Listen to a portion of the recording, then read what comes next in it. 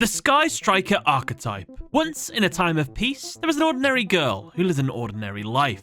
She was content as long as those around her were happy. This girl's name was Ray. However, everything would change on one fateful day. This was the beginning of war. A neighboring nation had come to claim Ray's homeland for its own. Ray, seeing the once happy smiles of her friends and family slip away into sadness as the escalating war continued, motivated her to make a decision. She joined the military. On her first mission, it became immediately apparent Ray was no ordinary girl. She was a prodigy in every aspect of combat, possessing talents that may never have manifested had the call for duty not transpired. After distinguishing herself countless times on the battlefield, the head of the military's technological division approached her with an offer. If she would accept, she would have the chance to turn the tide of the battle.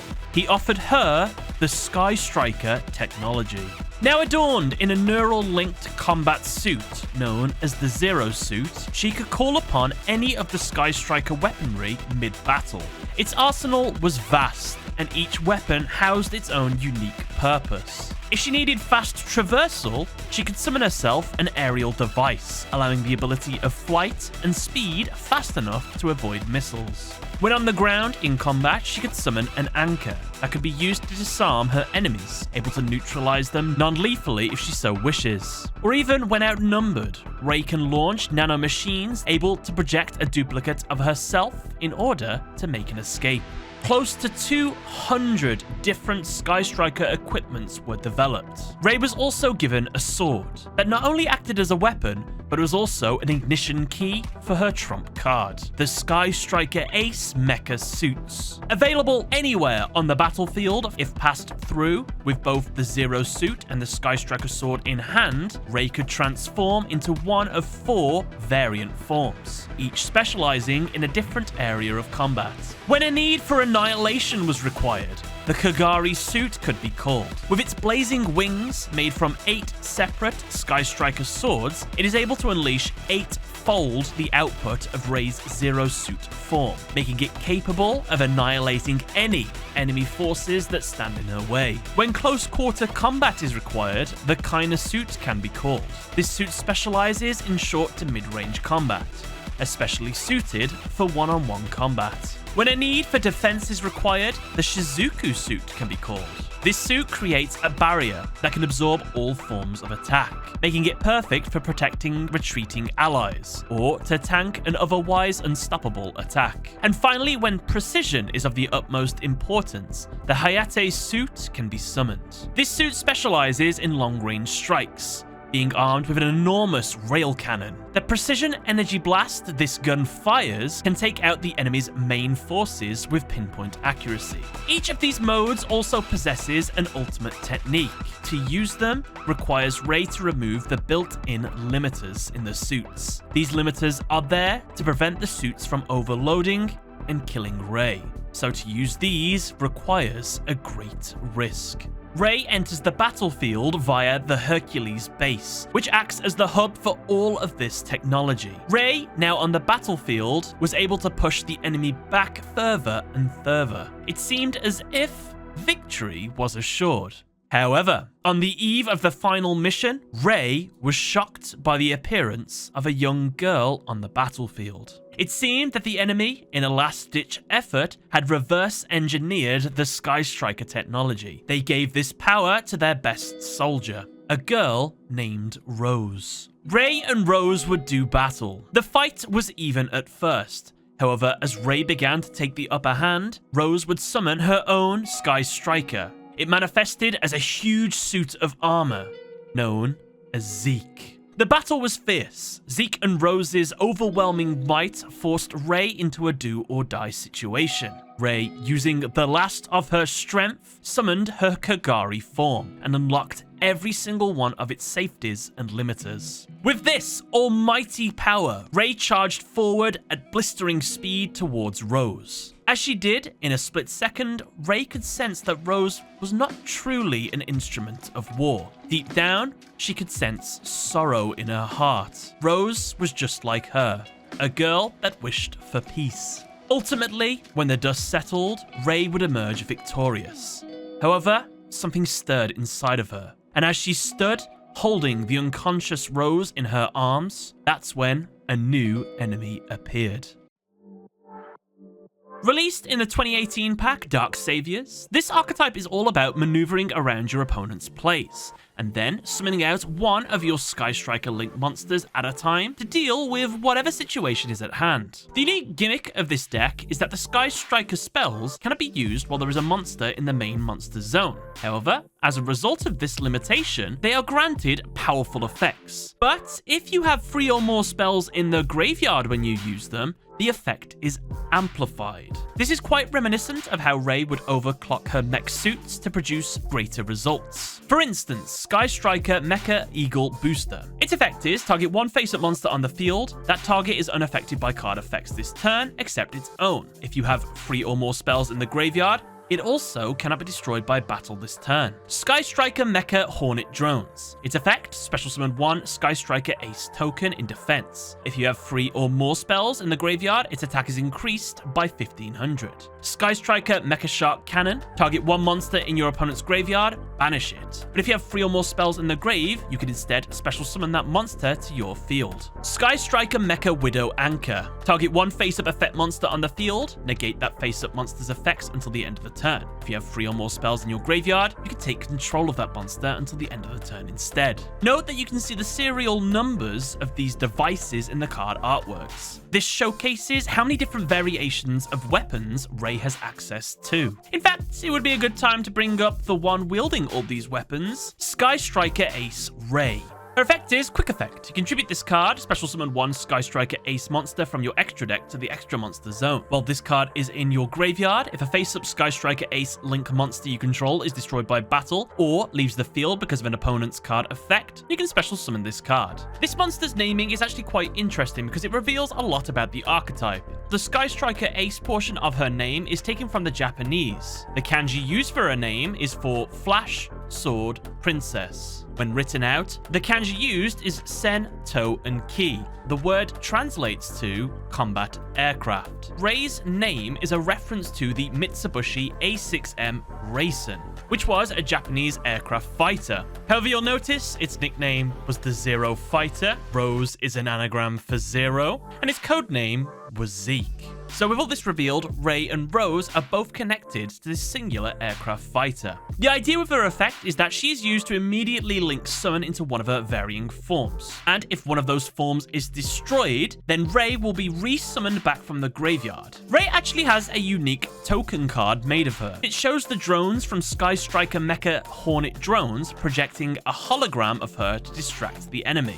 And what's interesting about that is that the technology that is being used is very reminiscent of the quantum decoy technology used by the Mecha Phantom Beast archetype. So this begs the question, are these two archetypes linked? I wonder. By brandishing her sword, she can summon one of her mech forms. We see this in display in Sky Striker Mobilize Engage. Its effect, add 1 Sky Striker card from your deck to your hand, except Sky Striker Mobilize Engage. Then, if you have 3 or more spells in your graveyard, you can draw 1 card. We see the final confrontation between Ray and Rose in the artwork of Sky Striker Mobilize Linkage. You cannot special summon monsters from the extra deck for the rest of this turn, except for Sky Striker Ace monsters. Also, send 1 other card you control to the graveyard, and if you do, special summon 1 Sky Striker Ace monster from your extra deck to the extra monster zone, and if you have at least 1 light and 1 dark Sky Striker Ace monster on your field or in your graveyard, the summoned monster gains 1000 attack.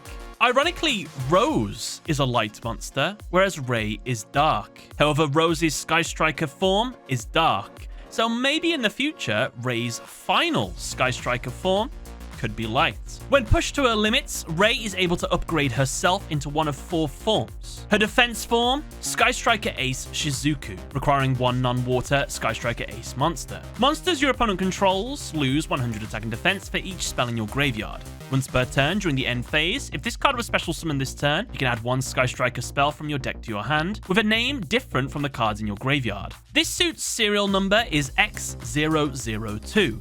Meaning it is the second suit developed. This is interesting, as there is no X001 suit. I wonder if this is more confirmation that we'll get a light variant of Sky Striker Ray in the future, which will be model number X001. As you can see, this monster's ability to weaken opponents' monsters is a reference to this form's defensive nature, absorbing attacks and weakening them to the point of uselessness. Each of these upgraded forms possesses a limit removal ability. In the case of this card, it is Sky Striker Maneuver Jamming Waves. Target one spell or trap on the field, destroy it. Then, if you have 3 or more spells in your graveyard, you can destroy one monster on the field. By focusing all of the processing power of her mech into her defensive shield, she makes it capable of blocking even a nuclear level of explosive. However, of course, by doing this, she puts herself at great risk, as all of her defensive capabilities will be lost after the attack is over. Moving away from defense, her next form we have is her Annihilation form. Sky Striker Ace Kagari. Requires 1 non-fire Sky Striker Ace monster. If this card is special summoned, you can target 1 Sky Striker spell in your graveyard, add it to your hand. Gains 100 attack for each spell in your graveyard. Serial number X003. This form is all about power, as it gets stronger throughout the course of battle. By removing all the limiters on this form, Ray can transform into her all-or-nothing state, which pretty coolly has its own alternate artwork. Then, by putting all of this power into a single attack, she can do her ultimate maneuver, Sky Striker Maneuver Afterburners. If you control no monsters in your main monster zone, target 1 face-up monster on the field, destroy it. Then, if you have 3 or more spells in your graveyard, you can destroy 1 spell or trap on the field. With this move, anything and everything in her path is destroyed. In the case of an actual duel, it's destroying a monster and some back row. However, the kickback to using this ability is almost as deadly to Ray herself. Moving on next to the precision-focused form, Sky Striker Ace Hayate. Requires 1 non-wind Sky Striker Ace monster. This card can attack directly. After damage calculation, if this card battled, you can send 1 Sky Striker card from your deck to the graveyard. Serial number X004. This card is able to bypass all monsters on the field and strike at the heart of the enemy from range. In this case, with a direct attack. By removing all limiters, this form can achieve Sky Striker Maneuver Vector Blast. If you control no monsters in your main monster zone, each player sends the top 2 cards of their deck to the graveyard. Then, if you sent at least 1 card to the grave and have 3 or more spells in your grave, you can shuffle all your opponent's monsters from the extra monster zone into the deck.